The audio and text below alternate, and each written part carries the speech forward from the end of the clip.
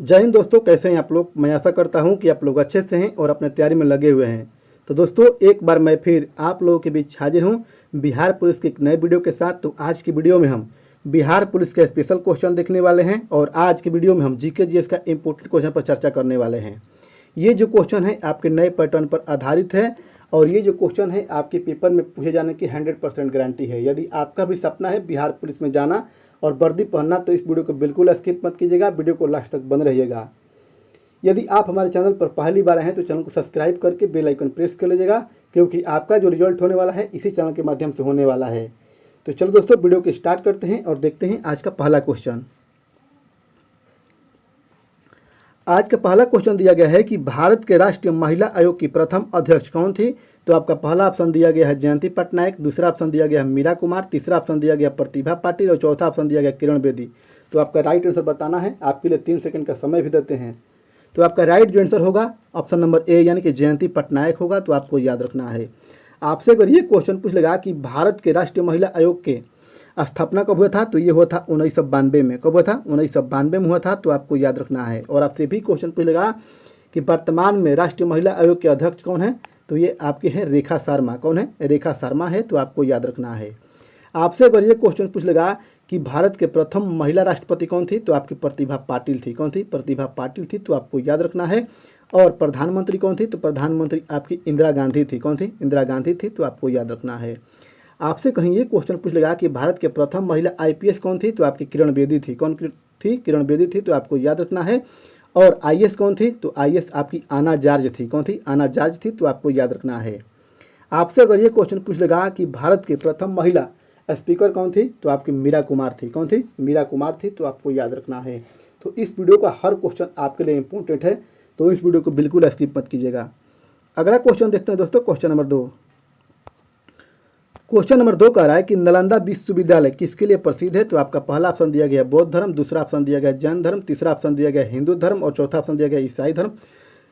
तो आपका right answer होगा ऑप्शन नंबर ए यानी कि बौद्ध धर्म होगा। तो आपको याद रखना है। आपसे अगर ये क्वेश्चन पूछेगा कि नालंदा विश्वविद्यालय का संस्थापक कौन था, तो आपका कुमार गुप्त प्रथम था। कौन था? कुमार गुप्त प्रथम था। तो आपको याद रखना है। और नालंदा विश्वविद्यालय कहाँ है, तो ये आपके बिहार में है। कहाँ है? बिहार में है। तो आपको याद रखना है।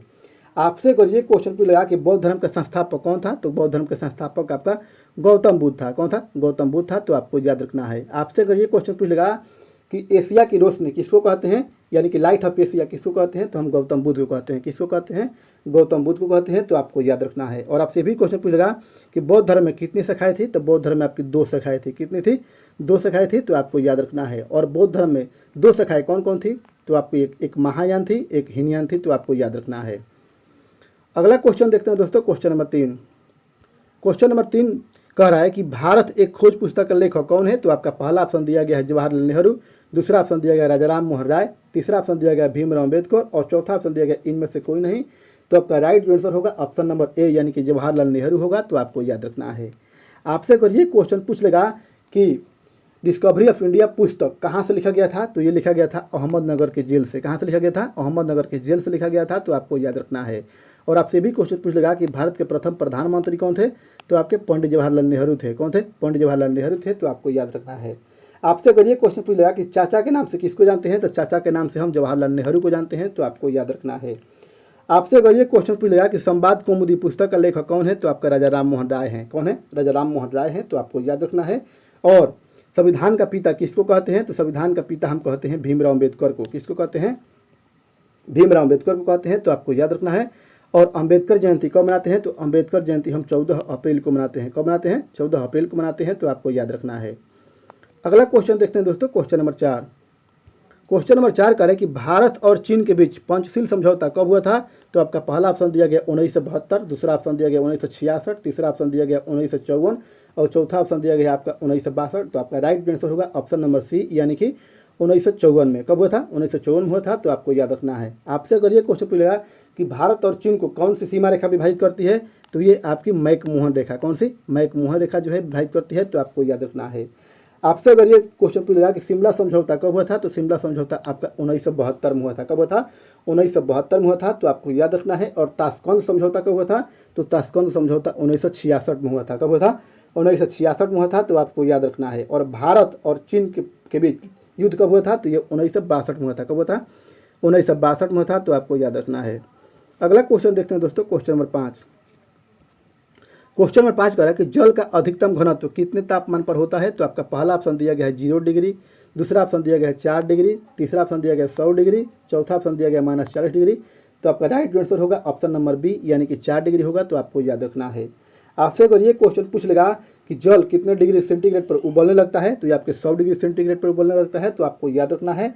और कितने डिग्री पर है, तो ये आपका -40 डिग्री पर होता है, तो आपको याद रखना है। अगला क्वेश्चन देखते हैं दोस्तों, क्वेश्चन नंबर 6। क्वेश्चन नंबर 6 कह रहा है कि साइलेंट वैली कहाँ स्थित है? तो आपका पहला ऑप्शन दिया गया है केरल, दूसरा ऑप्शन दिया गया बंगलोर, तीसरा ऑप्शन दिया गया कर्नाटक और चौथा ऑप्शन दिया गया गोवा। तो आपको राइट आंसर बताना है। तो इस क्वेश्चन का राइट आंसर होगा ऑप्शन नंबर ए, यानी कि केरल होगा। तो आपको याद रखना है। और केरल की राजधानी कहाँ है? तो केरल की राजधानी आपकी तिरुवनंतपुरम है। कहाँ है? तिरुवनंतपुरम है। तो आपको याद रखना है। और रबर का सबसे बड़ा उत्पादक राज्य कौन सा है? तो रबर का सबसे बड़ा उत्पादक राज्य आपका केरल है। कौन है? केरल है। तो आपको याद रखना है। और भारत का सबसे साक्षर राज्य कौन सा है? तो भारत का सबसे साक्षर राज्य भी आपका केरल है। तो आपको याद रखना है। आपसे अगर ये क्वेश्चन पूछेगा कि सिलिकॉन वैली कहाँ है? तो सिलिकॉन वैली बंगलोर में है। कहाँ है? बंगलोर में है। तो आपको याद रखना है। और इसरो का मुख्यालय कहाँ है? तो इसरो का मुख्यालय आपके बंगलोर में है। कहाँ है? बंगलोर में है। तो आपको याद रखना है। और इसरो का स्थापना कब हुआ था? तो इसरो का स्थापना आपका 1969 में हुआ था। कब हुआ था? 1969 में हुआ था। तो आपको याद रखना है। आपसे अगर ये क्वेश्चन पूछ लेता है कि कॉफ़ी का सबसे बड़ा उत्पादक राज्य कौन सा है? तो आपका कर्नाटक है। कौन है? कर्नाटक है। तो आपको याद रखना है। और क्षेत्रफल की दृष्टि से सबसे छोटा राज्य कौन सा है? तो आपका गोवा है। कौन है? गोवा है। तो आपको याद रखना है। अगला क्वेश्चन देखते हैं दोस्तों, क्वेश्चन नंबर 7। क्वेश्चन नंबर 7 कह रहा है कि पेरू की राजधानी कहाँ है? तो आपका पहला ऑप्शन दिया गया लापाज, दूसरा ऑप्शन दिया गया लीमा, तीसरा ऑप्शन दिया गया कंपाला, चौथा ऑप्शन दिया गया मनीला। तो इस क्वेश्चन का राइट आंसर होगा ऑप्शन नंबर बी। कौन सा होगा? ऑप्शन नंबर बी होगा। तो आपको याद रखना है। आपसे अगर ये क्वेश्चन पूछ लेगा कि बोलिविया की राजधानी कहाँ है? तो बोलिविया की राजधानी आपका लापाज है। कहाँ है? लापाज है। तो आपको याद रखना है। और युगांडा की राजधानी कहाँ है? तो युगांडा की राजधानी आपका कंपाला है। कहाँ है? कंपाला है। तो आपको याद रखना है। और फिलिस्तीन की राजधानी कहाँ है? तो फिलिस्तीन की राजधानी आपका मनीला है। कहाँ है? मनीला है। तो आपको याद रखना है। और पाकिस्तान की राजधानी कहाँ है? तो पाकिस्तान की राजधानी आपकी इस्लामाबाद है। कहाँ है? इस्लामाबाद है। तो आपको याद रखना है। और चीन की राजधानी कहाँ है? तो चीन की राजधानी आपकी बीजिंग है। कहाँ है? बीजिंग है। तो आपको याद रखना है। और श्रीलंका की राजधानी कहाँ है? तो श्रीलंका की राजधानी आपकी श्री जवर्धन पूरे कुट्टे हैं। तो आपको याद रखना है। अगला क्वेश्चन देखते हैं दोस्तों, क्वेश्चन नंबर 8। क्वेश्चन नंबर 8 कह रहा है कि निम्नलिखित में से कौन आरबीआई के गवर्नर नहीं थे? तो आपका पहला ऑप्शन दिया गया रघुराम राजन, दूसरा ऑप्शन दिया गया बिमल जलान, तीसरा दिया गया उर्जित पटेल, चौथा ऑप्शन दिया गया एचएल दत्तू। तो इस क्वेश्चन का राइट आंसर होगा आंसर नंबर डी। कौन सा होगा? आंसर डी होगा। तो आपको याद रखना है। आरबीआई का स्थापना कब हुआ था? तो आरबीआई का स्थापना आपका 1935 में हुआ था। कब हुआ था? 1935 में हुआ था। तो आपको याद रखना है। अगला क्वेश्चन देखते हैं दोस्तों, क्वेश्चन नंबर 9। क्वेश्चन नंबर 9 कह रहा है कि गोवा किस नदी किनारे स्थित है? तो आपका पहला ऑप्शन दिया गया सतलज, दूसरा ऑप्शन दिया गया मांडवी, तीसरा ऑप्शन दिया गया सरजू, चौथा ऑप्शन दिया गया गंगा। तो इस क्वेश्चन का राइट आंसर होगा आंसर नंबर बी। कौन सा होगा? आंसर नंबर बी, यानी कि मांडवी होगा। तो आपको याद रखना है। आपसे अगर ये क्वेश्चन पूछ लेगा कि अयोध्या किस नदी किनारे स्थित है? तो अयोध्या आपके सरजू नदी किनारे। किस नदी किनारे? सरजू नदी किनारे स्थित है। तो आपको याद रखना है। और वाराणसी किस नदी किनारे स्थित है? तो वाराणसी आपकी गंगा नदी किनारे स्थित है। तो आपको याद रखना है। आपसे अगर ये क्वेश्चन पूछ लेगा कि लुधियाना किस नदी किनारे है? तो लुधियाना आपकी सतलुज नदी किनारे स्थित है। तो आपको याद रखना है। अगला क्वेश्चन देखते हैं दोस्तों, क्वेश्चन नंबर 10। क्वेश्चन नंबर 10 कह रहा है कि इबोला क्या है? तो आपका पहला ऑप्शन दिया गया वायरस, दूसरा ऑप्शन दिया गया बैक्टीरिया, तीसरा ऑप्शन दिया गया कवक, चौथा ऑप्शन दिया गया शैवाल। तो आपका राइट आंसर होगा आंसर नंबर ए, यानी कि इबोला होगा। तो आपको याद रखना है। अगला क्वेश्चन देखते हैं दोस्तों, क्वेश्चन नंबर 11। क्वेश्चन नंबर 11 कह रहा है कि तारों का रंग निर्भर करता है। तो आपका पहला ऑप्शन दिया गया तापमान पर, दूसरा ऑप्शन दिया गया दाब पर, तीसरा ऑप्शन दिया गया दूरी पर और चौथा ऑप्शन दिया गया इनमें से कोई नहीं। तो आपका राइट आंसर बताना है। तो इस क्वेश्चन का राइट आंसर होगा ऑप्शन नंबर ए, यानी कि तापमान होगा। तो आपको याद रखना है। आपसे अगर ये क्वेश्चन पूछ लेगा कि तारे क्यों टिमटिमाते हैं? तो तारे आपके प्रकाश के अपवर्तन के कारण। किसके कारण? प्रकाश के अपवर्तन के कारण टिमटिमाते हैं। तो आपको याद रखना है। अगला क्वेश्चन देखते हैं दोस्तों, क्वेश्चन नंबर 12। क्वेश्चन नंबर 12 कह रहा है कि भारत में जंगली गधे कहाँ पाए जाते हैं? तो आपका पहला ऑप्शन दिया गया सुंदरबन में, दूसरा ऑप्शन दिया गया कच्छ के रण में, तीसरा ऑप्शन दिया गया असम के जंगल में और चौथा ऑप्शन दिया गया थार मरुस्थल में। तो आपको राइट आंसर बताना है। तो इस क्वेश्चन का जो राइट आंसर होगा ऑप्शन नंबर बी, यानी कि कच्छ के रण में होगा। तो आपको याद रखना है। और कच्छ का रण कहाँ स्थित है? तो आपके गुजरात में है। कहाँ है? गुजरात में है। तो आपको याद रखना है। आपसे अगर ये क्वेश्चन पूछेगा कि सुंदरबन कहाँ है? तो सुंदरबन आपके पश्चिम बंगाल में है। कहाँ है? पश्चिम बंगाल में है। तो आपको याद रखना है। अगला क्वेश्चन देखते हैं दोस्तों, क्वेश्चन नंबर 13। क्वेश्चन नंबर 13 कह रहा है कि 74वें संविधान संशोधन का संबंध किससे है? तो आपका पहला ऑप्शन दिया गया है त्रिस्तरीय पंचायती राज से, दूसरा ऑप्शन दिया गया नगर पालिका से, तीसरा ऑप्शन दिया गया जीएसटी से और चौथा ऑप्शन दिया गया है आर्थिक रूप से कमजोर वर्ग के लिए। तो आपको राइट आंसर बताना है। तो इस क्वेश्चन का जो राइट आंसर होगा ऑप्शन नंबर बी होगा। कौन सा होगा? ऑप्शन नंबर बी होगा। तो आपको याद रखना है। अगला क्वेश्चन देखते हैं दोस्तों, क्वेश्चन नंबर 14। क्वेश्चन नंबर 14 कह रहा है कि पटना उच्च न्यायालय का स्थापना कब हुआ था? तो आपका पहला ऑप्शन दिया गया 1905, दूसरा ऑप्शन दिया गया 1916, तीसरा ऑप्शन दिया गया 1911 और चौथा ऑप्शन दिया गया 1862। तो आपको राइट आंसर बताना है। तो इस क्वेश्चन का राइट आंसर होगा ऑप्शन नंबर बी होगा। कौन सा होगा? ऑप्शन नंबर बी होगा। तो आपको याद रखना है। आपसे अगर ये क्वेश्चन पूछेगा कि BHU का स्थापना कब हुआ था? तो BHU का स्थापना आपका 1916 में हुआ था। कब हुआ था? 1916 में हुआ था। तो आपको याद रखना है। और बनारस हिंदू विश्वविद्यालय का स्थापना किसने किया था? तो आपका पंडित मदन मोहन मालवीय ने किया था। किसने किया था? पंडित मदन मोहन मालवीय ने किया था। तो आपको याद रखना है। आपसे अगर ये क्वेश्चन पूछेगा कि बंगाल विभाजन कब हुआ था? तो बंगाल विभाजन 1905 में हुआ था। कब हुआ था? 1905 में हुआ था। तो आपको याद रखना है। और बंगाल विभाजन रद्द कब हुआ था? तो रद्द हुआ था 1911 में। कब हुआ था? 1911 में हुआ था। तो आपको याद रखना है।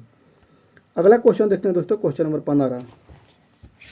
क्वेश्चन नंबर 15 कह रहा है कि कुचिपुड़ी किस राज्य का लोक नृत्य है? तो आपका पहला ऑप्शन दिया गया केरल, दूसरा ऑप्शन दिया गया आंध्र प्रदेश, तीसरा ऑप्शन दिया गया उड़ीसा, चौथा ऑप्शन दिया गया राजस्थान।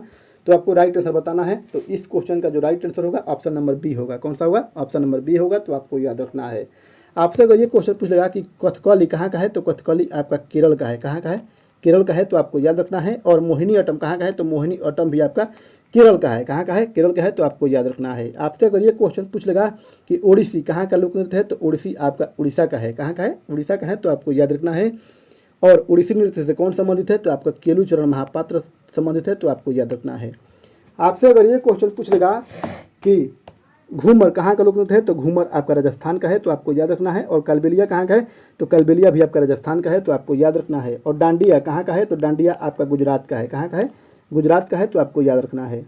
अगला क्वेश्चन देखते हैं दोस्तों, क्वेश्चन नंबर 16। क्वेश्चन नंबर 16 कह रहा है कि भारतीय राष्ट्रीय कांग्रेस की प्रथम महिला अध्यक्ष कौन थी?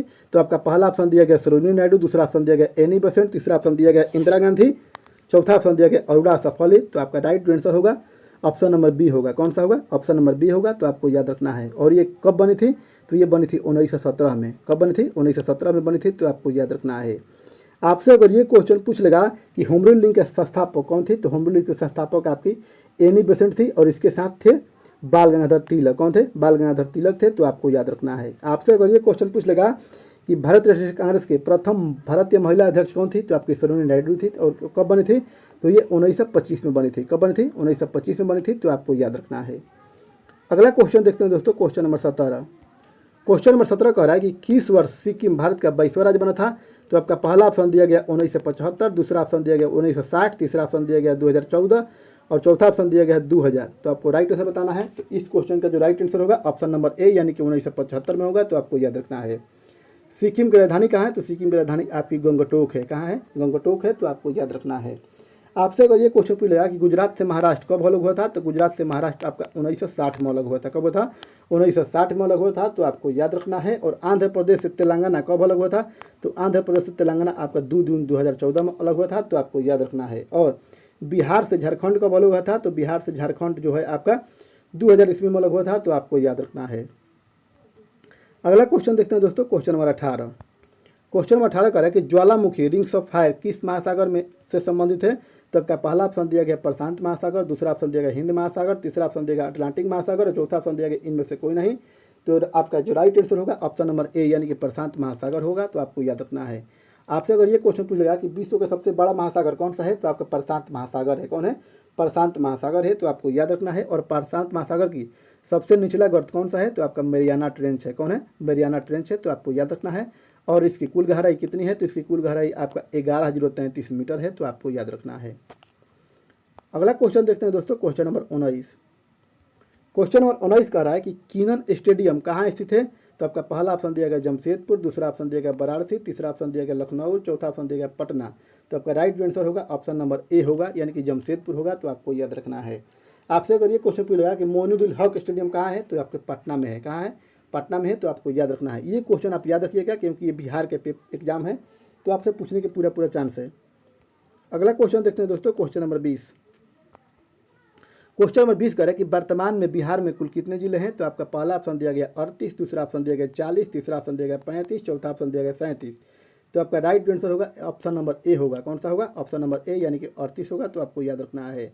आपसे अगर ये क्वेश्चन पूछ लगा कि बिहार दिवस कब मनाते हैं, तो बिहार दिवस हम 22 मार्च को मनाते हैं। कब मनाते हैं?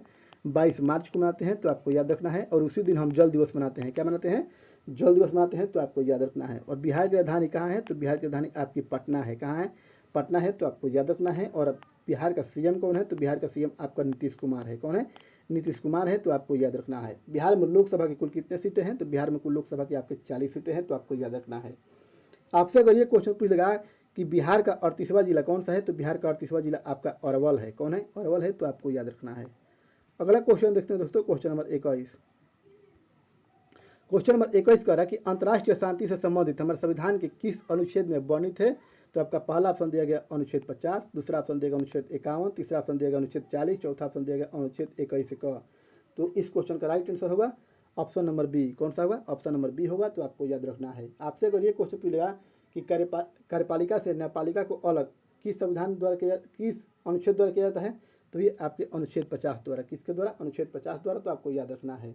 और आपसे भी क्वेश्चन पूछेगा ग्राम पंचायत का गठन किस अनुच्छेद में वर्णित है, तो आपका अनुच्छेद 40 में। किस में है? अनुच्छेद 40 में है। तो आपको याद रखना है। अगला क्वेश्चन देखते हैं दोस्तों, क्वेश्चन नंबर 22।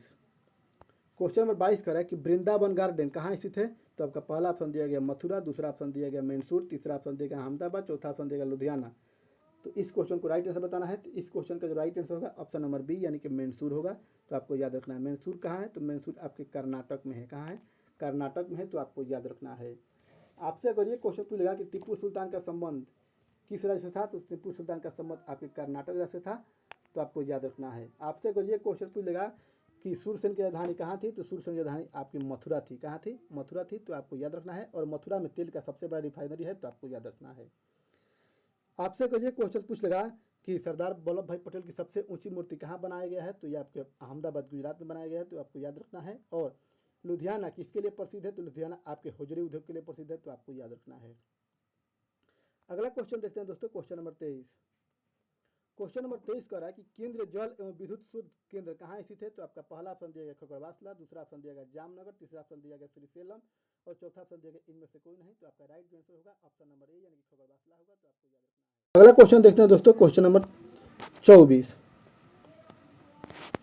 क्वेश्चन नंबर 24 कह रहा है कि भारत में श्वेत क्रांति का जनक किसको माना जाता है? तो आपका पहला ऑप्शन दिया गया एम.एस. स्वामीनाथन, दूसरा ऑप्शन दिया गया डॉक्टर वर्गीज कुरियन, तीसरा ऑप्शन दिया गया मेघा पाटेकर, चौथा ऑप्शन दिया गया सुंदरलाल बहुगुणा। तो आपको राइट आंसर बताना है। तो इस क्वेश्चन का जो राइट आंसर होगा ऑप्शन नंबर बी यानी कि डॉक्टर वर्गीज कुरियन होगा। तो आपको याद रखना है। आपसे अगर ये क्वेश्चन पूछेगा कि श्वेत क्रांति का शुरुआत कब हुआ था, तो श्वेत क्रांति का शुरुआत आपका 1970 में हुआ था। कब हुआ था? ऑप्शन 1970 में हुआ था। तो आपको याद रखना है। आपसे अगर ये क्वेश्चन पूछ लगा कि हरित क्रांति का जनक कौन है, तो हरित क्रांति का जनक आपके भारत में एम.एस. स्वामीनाथन है। कौन है? एम.एस. स्वामीनाथन है। तो आपको याद रखना है। और आपसे भी क्वेश्चन पूछ लगा कि नर्मदा बचाओ आंदोलन के नेता कौन थे, तो आपके मेघा पाटेकर थे। तो आपको याद रखना है। और चिपको आंदोलन से संबंधित कौन है, तो आपके सुंदरलाल बहुगुणा है। तो आपको याद रखना है। अगला क्वेश्चन देखते हैं दोस्तों, क्वेश्चन नंबर 25।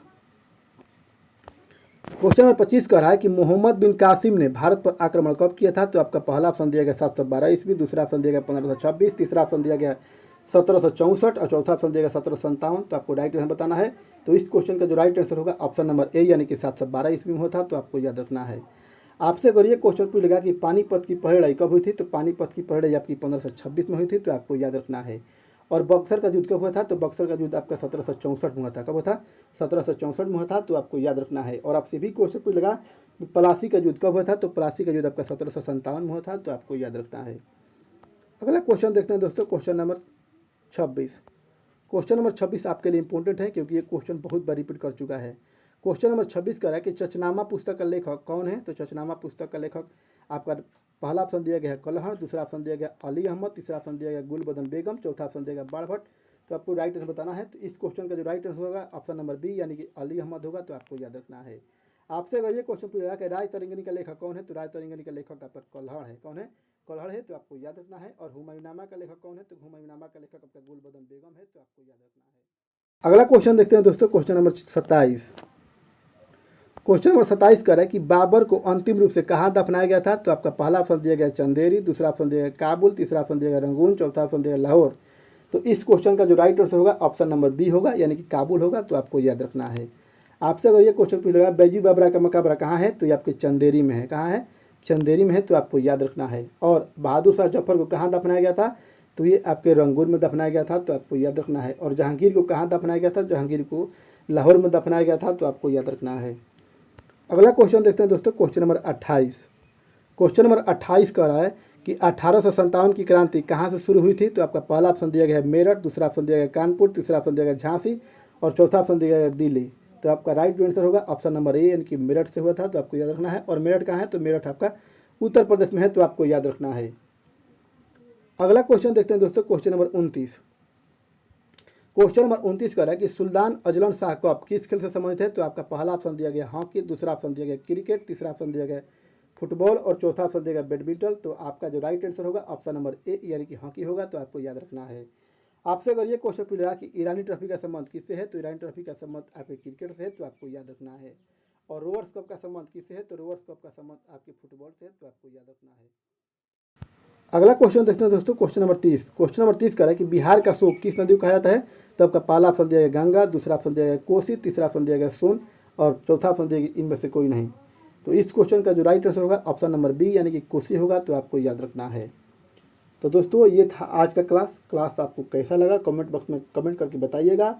अगर क्लास आपको थोड़ा सा भी हेल्पफुल लगे तो इस वीडियो को लाइक कीजिए। और ये लग रहा है कि इस चैनल पर आपको सबसे बेस्ट कंटेंट दिया जा रहा है, तो चैनल को सब्सक्राइब कीजिए और बेल आइकन प्रेस कीजिए। तो दोस्तों वीडियो में बने रहने के लिए धन्यवाद।